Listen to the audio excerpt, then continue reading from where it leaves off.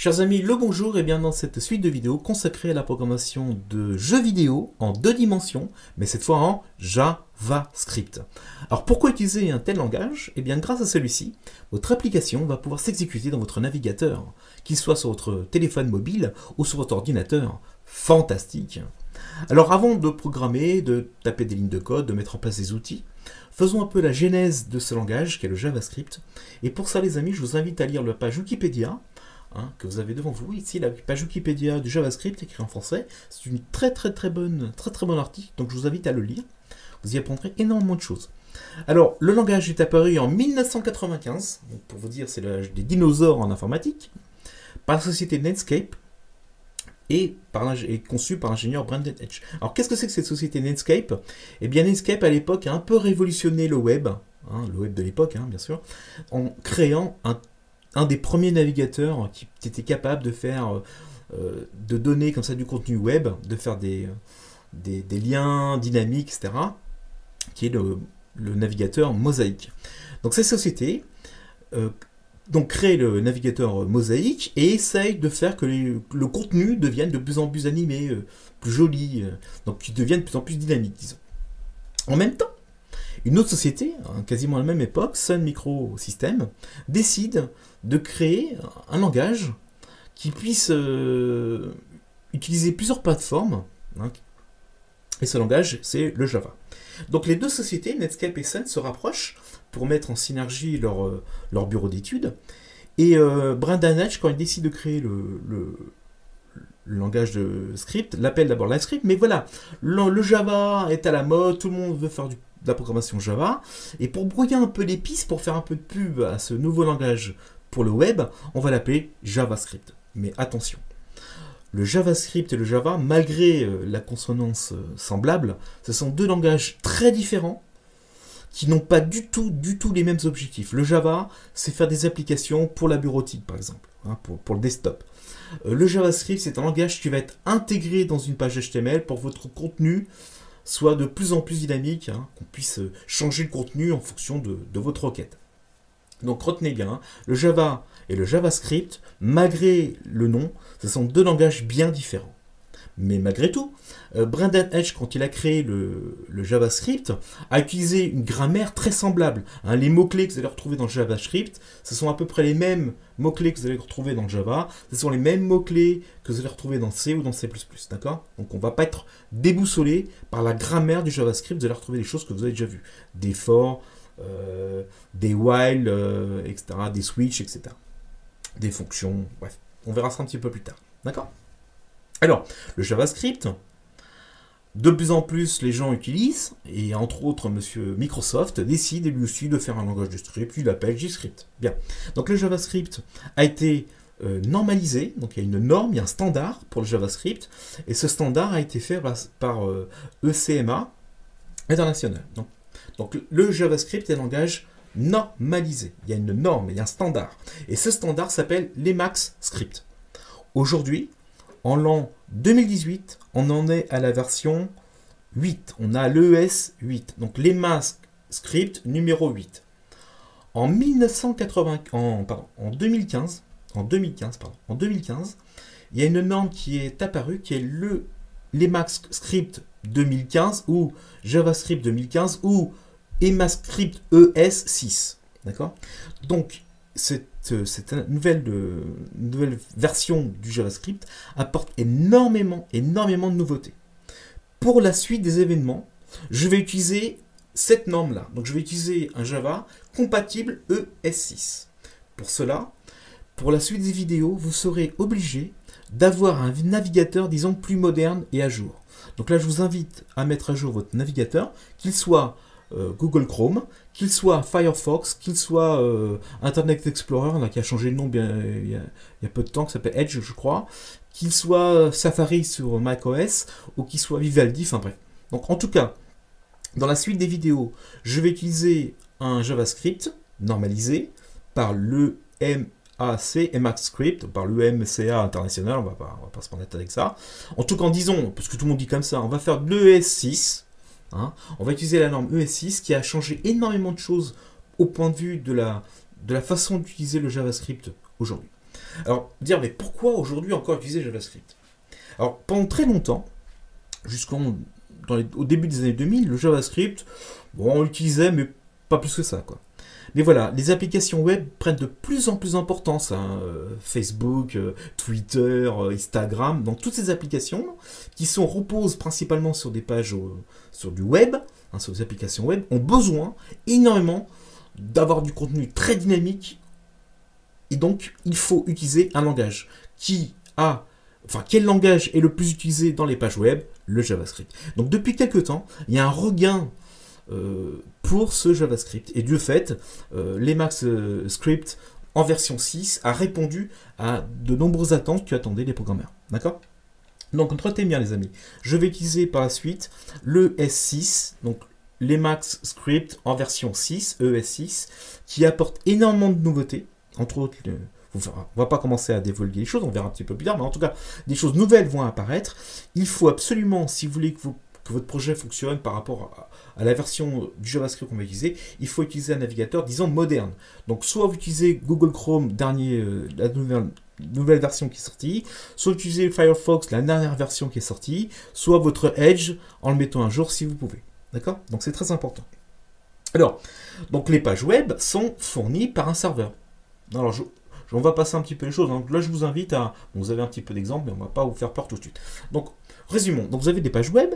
Ces pages web fournissent un contenu HTML, aujourd'hui en HTML5. Donc, pareil, je vais utiliser de la version HTML5. Donc, il faut que votre navigateur, mais ça, il est peu probable qu'il ne soit pas, il faut qu'il soit compatible HTML5. Mais aujourd'hui, tous les navigateurs qui apparaissent sur le marché sont compatibles HTML5. Donc, on va utiliser de l'HTML5, on va utiliser du ES6. Mais voilà, quand on regarde les choses, donc les pages web contiennent du contenu HTML, d'accord? Le JavaScript va être intégré dans ces pages HTML à partir d'une nouvelle balise en HTML5 qui s'appelle script. Il faut donc mettre en place de tels outils. Alors, en général, vous avez les pages web qui sont donc en HTML5, en JavaScript, et le serveur qui fournit ces pages qui sont principalement en PHP. D'accord? Donc le problème, c'est qu'il faut avoir les deux compétences. Il faut avoir des compétences en JavaScript pour pouvoir gérer le point de vue, disons au point de vue client, le client vu comme un navigateur web. Et il faut avoir des compétences aussi en PHP pour aller maintenant du côté serveur pour pouvoir délivrer ces fameuses pages web. Eh bien, il y a un monsieur en 2009 qui s'appelle Ryan Dine qui décide de créer un nouvel framework. Il décide d'utiliser le JavaScript et côté navigateur, donc la classique, c'est du JavaScript, mais cette fois aussi du côté serveur. Donc on n'utilisera plus le PHP pour faire des pages web, enfin pour créer le serveur HTTP qui fournira ces pages web. On va utiliser, et je vous montrerai dans la suite des vidéos comment implémenter un serveur HTTP, on va utiliser un framework Node.js. Alors le framework Node.js, donc là j'ai ouvert la page Node.js, on l'ouvre, voilà. Alors, qu'est-ce que c'est que cette chose? Donc, Node.js est une plateforme logicielle libre et événementielle, c'est très important, qui est orientée réseau. En gros, grâce à Node.js, je vais utiliser le JavaScript côté serveur. C'est fantastique. On a un langage qu'on va utiliser et du côté serveur, d'accord, et du côté application page web. Donc, grâce à notre ami, alors il s'appelle comment ce jeune ami? Il s'appelle Ryanda. Donc vous devez l'avoir, voilà la photo du monsieur. Donc Ryanda, en 2009, décide de mettre en place un framework, un langage si vous préférez, ou une sorte de bibliothèque, pour qu'on puisse utiliser le JavaScript, et côté navigateur, cette fois, et côté serveur. Ok, donc on va mettre en place ça, donc on va mettre en place le JavaScript côté navigateur. Je vous montrerai un petit peu plus tard comment créer, à partir de Node.js, comment créer un serveur HTTP qui délivrera votre jeu à votre navigateur, d'accord? Alors, qu'est-ce qui fait... Alors, je vous laisse aussi lire ce document, il est très bien fait, mais je vous résume un peu la chose, d'accord? Alors, qu'est-ce qui fait la puissance... Enfin, pourquoi aujourd'hui tout le monde parle de Node.js? Hein, c'est très très très important, hein, quand vous faites un peu de développement web, pardon, je bafouille, quand vous faites un peu de développement web, il y a quelque chose qui devient fondamental aujourd'hui à apprendre, c'est le Node.js. Donc être bon en JavaScript, oui. Être bon en Node.js, oui. Donc ce sont deux frameworks qu'il faut bien avoir en possession lorsque vous voulez faire des applications web aujourd'hui. Et modernes surtout. Alors, pourquoi Node.js a un peu révolutionné les applications web? Eh bien, grâce à Node.js, on va pouvoir implémenter. Alors, Node.js en lui-même, il fait très peu de choses. Sa puissance provient des bibliothèques que la communauté met à demeure. D'accord? Donc, il y a énormément de bibliothèques qui reposent sur Node.js. Pour tout, on peut tout faire aujourd'hui avec Node.js grâce à ces bibliothèques. Donc, vous avez ici, vous voyez, toutes les bibliothèques qui ont été conçues, il n'y a pas tout, il n'y a pas tout ici. Hein. Donc voilà les principales bibliothèques qu'on rencontre. Par exemple, on va utiliser, nous un peu plus tard, Express. Donc voilà, toutes ces bibliothèques mises les unes à côté des autres donnent la puissance à Node.js pour faire des serveurs aujourd'hui modernes et dynamiques. Alors, le problème, c'est comment gérer toutes ces bibliothèques. Eh bien, les gens qui ont conçu Node.js sont des gens très intelligents et ils ont mis en place un outil qui s'appelle Node Package Manager. En fait, c'est un programme qui vient avec Node, qui va nous permettre d'installer certaines bibliothèques. C'est grâce à lui qu'on va installer les bibliothèques. Et on mettra en œuvre également NPM. Alors, ouvrons la page de NPM. Vous avez de la lecture un petit peu là. Donc, NPM, c'est quoi? C'est le gestionnaire de paquets officiel de Node.js. Donc, depuis la version 0.6 de Node.js, fait partie de l'environnement. En gros, grâce à un tel outil, je vais pouvoir installer des bibliothèques qui reposeront sur Node.js.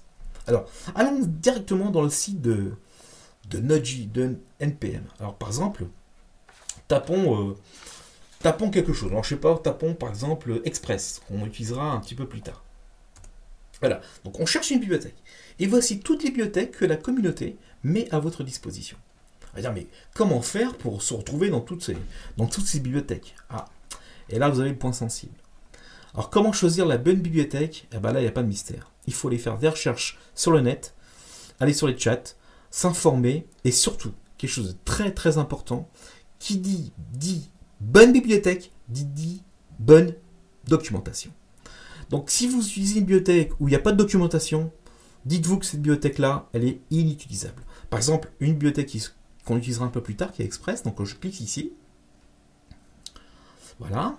Donc, il vous dit comment l'installer, mais ça, on en reviendra un petit peu plus tard, d'accord? Il vous dira comment l'installer ici. Le nombre de téléchargements, etc. Donc, on en est à quelques 5 217 000. Donc, vous voyez, c'est une bibliothèque qui n'est pas très utilisée, hein, comme vous pouvez le constater. Hein. Uniquement de téléchargement en un week-end. Hein. Et vous voyez comment on utilise la chose. Donc là, n'ayez pas peur, je vous expliquerai un peu plus tard comment utiliser ceci. Et vous avez théoriquement une documentation qui est fournie.